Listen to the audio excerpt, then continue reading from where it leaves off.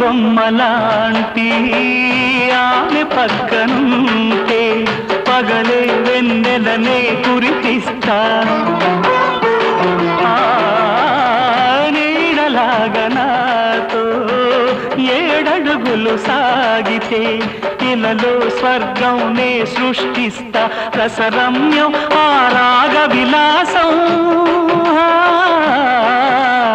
రసరమ్యం ఆ రాగ విలాసం వసివాడదు అది ఆ జన్మాంతం అందమైన నా ఊహల మేడకు ఆవిడమణి దీపం అంది అందని నాశలకు ఆమె ప్రతిరూపం ఆ తలపే నా ధ్యానం ఆ అభినవ దేవత నా ప్రాణం